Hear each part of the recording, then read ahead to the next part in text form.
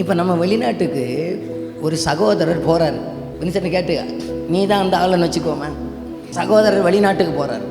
மனைவி பிள்ளைகள் எல்லாம் வெளிநாட்டில் இவர் ஃப்ளைட் ஏற்றி விடுறதுக்காக ட்ரிவாண்ட்ரம் ஏர்போர்ட்டுக்கு போகிறாங்க. ஏர்போர்ட்டில் போய் நிற்கிறதான நேரத்தில் மனைவி 2 பிள்ளைகளும் ஓன்னு அழுறாங்க. மற்றவங்க வரலையோ அன்னைக்கு ஓன்னு அழுறாங்க. அழுத உடனே உள்ளே போனவன் திரும்ப வரவா செய்வாங்க, இல்லை திரும்ப வந்தால் தான் இவங்க கூட்டிகிட்டு போயிடுவாங்களாக்கம். கண்ணீரோட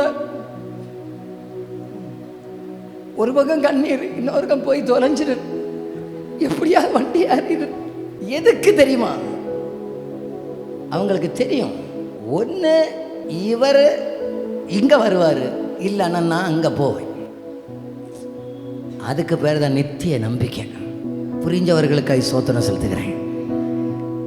என் கர்த்தராகிய இயேசு கிறிஸ்து நமக்குள்ளே வைத்திருக்கிறது மிகப்பெரிய நித்திய நம்பிக்கையை வைத்திருக்கிறார்.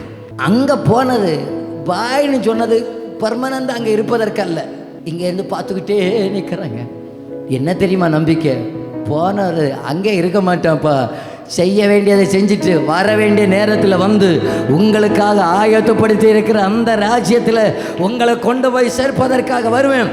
அந்த நம்பிக்கை தான் நித்தியமான நம்பிக்கையை நித்திய பிதா நமக்குள்ள விதைச்சிருக்கிறாருங்க.